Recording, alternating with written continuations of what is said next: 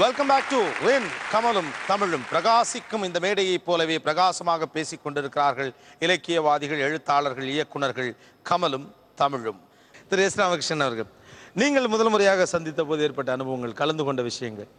நான் அவரோட மேடையில் தான் அவரை நான் பார்த்துருக்குறேன். மேடையில் நான் கலந்து கொண்ட ஒரு விழாவில் அவரும் கலந்து கொண்டு இருக்கிறார். மேடை பேச்சில் ஒரு தனித்துவமானவங்க சிலர் இருக்கிறாங்க. அதில் இப்போ இவரோட மேடை பேச்சு எப்போவுமே எனக்கு ரொம்ப பிடிக்கும். அது எந்த விழாவாக இருந்தாலும் அந்த விழாவில் அவர் அந்த பேசக்கூடிய விஷயம் அந்த விழாவுக்கு தொடர்புடையதாகவும் இருக்கும், ரொம்ப ஆழமானதாகவும். அந்த இடத்துக்கு எப்படி போறாருன்னு தெரியாது. அவர் தொடங்குற அந்த மரணமிடத்திலேயே ஆழமான ஒரு உரையாக அந்த உரையை மாத்திரக்கூடிய ஒரு தனித்துவம் இருக்கு. இந்த மொழியை கைவர வைத்திருத்தல் அப்படிங்கிறது ஒரு பெரிய கலை அப்படிம்பாங்க. உண்மைதான். அந்த ஒரு வார்த்தை ஜாலங்களை எல்லாத்தையும் துரத்திட்டு ஒரு அந்த பேச்சில் ஒரு ஸ்பெஷாலிட்டி இருக்கு, ஒரு ஃபீல் இருக்கும். நீங்கள் எப்படி பார்க்குறீங்க? நீங்கள் ஒரு வசனகர்த்தா, எழுத்தாளர், அவருடைய பேச்சில் கூடிய ஸ்பெஷாலிட்டியாக நீங்கள் உணர்கிற விஷயம் என்ன? அதான் அவர் பேச்சை தொடங்கும் போது அந்த குறிப்பிட்ட விஷயத்திற்கு நேரடியாக வராமல், ஆனால் அதனுடைய மையம் எதுவோ அதற்கு நோக்கி போகக்கூடிய ஒரு பேச்சு அவருக்கு உண்டு. இன்னொன்று, அந்த பேச்சு தொடர்பற்ற புள்ளிகளை ஒன்று சேர்க்கறது மாதிரி முதல்ல தொடர்பற்ற புள்ளிகளை உருவாக்குறாரு. அதுக்கப்புறம் அதை ஒன்று சேர்க்கக்கூடிய ஒரு தனித்துவம் இருக்குது. அப்புறம் அந்த எளிய சொற்களின் வழியாக அவர் சொல்லக்கூடிய உண்மைகள் ரொம்ப ஆச்சரியமூட்டக்கூடியது. நான் நிறைய உரைகளில் அவர் ஒரு சொல்லை பயன்படுத்தும் போது நான் ஆச்சரியத்தோடு கேட்டிருக்கேன். ஐயா அப்படிங்கிற சொல். அவர் நடிகர் திலகத்தை பற்றி பேசும்போது இதே சொல்லை வேறு ஒரு துணியில் பயன்படுத்தியிருக்கிறார். மேடையில் இன்னொரு சக படைப்பாளி ஒரு மூத்தவர் இருக்கும்போது அவரை பற்றி பேசும்போது ஐயாவை வேறு ஒரு துணியில் வேறு ஒரு பொருளில் பயன்படுத்துகிறார். ஜெயகாந்தனை பார்த்து ஐயான்னு சொல்லும்போது ஜெயகாந்தனுடைய அன்பை சொல்கிறார். அந்த எனக்கு தெரிந்த ஒரு சொல்லை ஒரு மனிதன் மேடையில் ஒவ்வொரு இடத்துலையும் எப்படி ஒரு விதமான துணியில் ஒரு விதமான அந்த ஐயாங்கிற சொல்ல அவர் சொல்லி கேட்கும்போது நிஜமாகவே ஒரு வாஞ்சை இருக்குது. நிஜமாகவே அந்த இடத்துல அவர் ஒரு மனதினுடைய ஆழத்திலிருந்து சொல்கிறாருன்னு. நான் சமீபமாக ஜெயகாந்தனுடைய விழாவில் அவர் பேசினதை கேட்டேன். மிக அற்புதமான ஒரு உரை. ஜெயகாந்தன் பேசுறதுக்கு தான் எப்போவுமே தமிழகம் கைதட்டி வரவே இருக்கும். ஜெயகாந்தன் விழாவில் ஜெயகாந்தனோட பற்றி இவர் ஜெயகாந்தனை தனக்கு எப்படி பிடிக்கும்னு பேசினார். ஒரு மிகச்சிறந்த ஒரு இலக்கியவாதி உரையாற்ற சொன்னால் எப்படி உரையாற்றுவாரோ அந்த உரையாற்றினுடைய வீச்சு அவருக்கு இருக்குது. அப்புறம் அது அனாவசியமான ஆழங்களை தொட்டு செல்லக்கூடிய கவிதை போல நிறைய உருவங்கள் உள்ளதாக இருக்குது.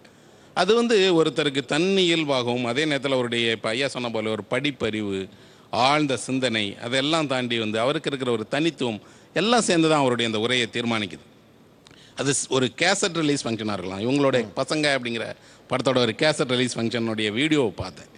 அது ஒரு ஆடியோ கேசட் வெளியிடுறாங்க. ஆனால் அந்த கேசட் ரிலீஸ் ஃபங்க்ஷனுக்குள்ளே அவர் கோவிந்த் நிகாலனிலேருந்து ஆரம்பிக்கிறார். கோவிந்த் நிகாலனிலேருந்து ஆரம்பித்து இந்திய சினிமா எப்படி வந்துச்சு, மாற்று சினிமா எப்படி வந்துச்சு.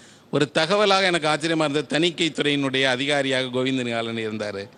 அப்புறம் பாலியல் படங்கள் வரவேற்கப்படணுமா இல்லையா, பாடல்கள் வேண்டுமா, ஒரு 10 நிமிட உரைக்குள்ள ஒரு மனிதன் பல்வேறு துறை சார்ந்த தன்னுடைய அறிவை எளிமையாக வெளிப்படுத்துறது. ரொம்ப அழகாக ஒரு விஷயம் சொன்னீங்க. தொடர்பற்ற பல புள்ளிகளை உருவாக்கி தொடர்புபடுத்தக்கூடிய வார்த்தைகள் மூலமாக ஒருமிக்கிற ஒரு தனித்துவமான ஒரு உரை அவருக்கு இருக்கு. சொல்லப்போனால் அவருடைய உரைகளே தனித்து ஒரு புத்தகமாக போடலாம். ஏன்னா அவ்வளவு சிறப்பான உரைகள் அவர் பேசியிருக்கிறார்.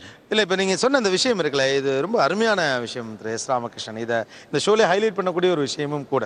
மேடை பேச்சு என்பது வார்த்தைகளை சுருக்கி ஒரு 4 வார்த்தைகளுக்குள் பிரம்மாண்டமான விஷயங்களை அடக்கிறதுன்னு நிறைய பேருக்கு இது என்னன்னு கூர்ந்து உற்று கவனித்தாலன்றி இது பெரிய அளவுக்கு பொருள்பட புரியாது அப்படிங்கிற ஒரு விஷயம் உண்டு. இப்போ கமல்ஹாசன் பேசுகிற போது நீங்கள் சொன்ன மாதிரி நிறைய தொடர்பில்லாத விஷயங்களை அடுக்கி அதிகமான முற்றுப்புள்ளிகளை விட கமாஸ் நிறையா இருக்கும். இந்த மாதிரியான ஒரு சூழல் இருக்கும். இப்படிப்பட்ட அந்த ஒரு ஸ்டேஜ் ஸ்பீச் எப்படி பார்க்குறீங்க? சேரன், ஒரு பேச்சில், ஒரு மேடை பேச்சில் பார்த்தீங்கன்னா நீங்கள் அப்படியே உற்று கவனித்தாலன்றி அதனுடைய எல்லா உள்ளீடுகளையும் புரிஞ்சிக்க முடியாது. இல்லை, முதல்ல ஒரு மேடையில் ஒரு 10 பேர் பேசுகிறாங்க அப்படின்னா நான் அவரோட நிறைய மேடை பேச்சுக்களை கேட்டிருக்கேன், பார்த்துருக்கேன். நிறைய இதில் கலந்துக்கிற வாய்ப்பு இருந்திருக்கு. அதுபோக அதுக்கு அவர் முதல்ல இன்னொரு விஷயம், ஒரு முக்கியமான விஷயம் சொல்லணும். தமிழ் மேல் உள்ள பற்று, தான் தமிழன் என்று சொல்லிக்கிறதுல ஒரு திமிர் அவர்கிட்ட இருக்கும். அவருக்கு ஆங்கிலம் தெரியாமல் இல்லை, மிக அழகாக இங்கே இருக்கிற எல்லாத்தையும் விட அழகாக ஆங்கிலம் பேசக்கூடிய வல்லமை படைத்தவர். ஆனால் தான் கலந்துக்கிற எல்லா தமிழக விழாக்களையும் தமிழில் தான் பேசன்றத பிடிவாதமாக இருப்பார். ஒரு ஆங்கில சொல் கூட பயன்படுத்த மாட்டார். சரியா? ஒரு ஆங்கில சொல் கூட பயன்படுத்த மாட்டார். முழுக்க ஒவ்வொரு சொல்லும் தமிழாக இருக்கும்.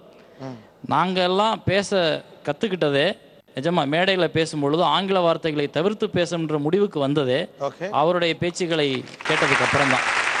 அவருடைய மேடை பேச்சு வந்து எங்களுக்கு வந்து நிறைய ஊக்கத்தையும் கொடுக்கும். நல்ல ஒரு இதாக இருக்கும். இப்போ படம் ஏ சர்டிஃபிகேட் படம் அது வரணும் அப்படின்னாரு. அது அவங்களுக்கு அதுவும் போய் பார்த்துட்டு போட்டுமே, ஏன் பார்க்க விடாம நீங்க இது பண்றீங்க? அதுவும் பார்க்கட்டும், ஏன் அதுக்கு தணிக்கை பண்றீங்க? அடல்ட்டுக்கும் படம் இருக்கணும், அடல்ட்டுக்கும் படம் இருக்கணும். நீங்க அடல்ட்டை ஏன் கண்ட்ரோல் பண்றீங்க? அதுக்கும் படம் இருக்கட்டும் சொல்லும்போது அப்பதான் நம்ம வேற ஜானரை சொல்றாரு அப்படின்றது நமக்கு தெரியுது. ஒரு காலேஜில் அவர் பேசினார். அதை நான் போயிருந்தேன். அந்த காலேஜுக்கு நான் போகும்போது அவங்க சொன்னாங்க, அந்த காலேஜில் பார்த்தா ஆங்கிலம் பேசுகிறவங்களும் இருக்காங்க. அவங்க ஆங்கிலம் தெரிஞ்சவங்க இப்படி இருக்காங்க. காலேஜ் அப்படின்றது பார்த்தீங்கன்னா எல்லா ஊர்லேருந்து வந்திருப்பாங்க. அப்போ என்னன்னா அவர் அவங்க கேள்வி கேட்டவுடனே தமிழில் பேசிட்டு அதை அப்படியே இங்கிலீஷில் டிரான்ஸ்லேட் பண்ணார். ஸோ அந்த தமிழுக்கும் இங்கிலீஷுக்கும் அந்த டிரான்ஸ்லேட் அப்படியே இருந்தது, எங்கேயும் மாறவே இல்லை. தமிழில் சொல்லிட்டு அதை மாற்றி இங்கிலீஷில் பேசவே இல்லை. அது என்ன தமிழில் பேசுகிறாரோ அதை அப்படியே டிரான்ஸ்லேட் பண்ணி ஆங்கிலத்திலையும் பேசுகிறார்.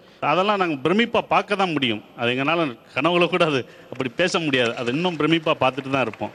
உலகநாயகன் கமல்ஹாசன் சமூகத்திற்கு தந்திருக்கும் பங்களிப்பு, தமிழ் சினிமாவிற்கு தந்திருக்கும் பங்களிப்பு, சினிமா மூலமாக தமிழுக்கு தந்திருக்கும் பங்களிப்பு உள்ளிட்ட பல்வேறு பரிமாணங்களில் பேசிக் கொண்டிருக்கிறோம்.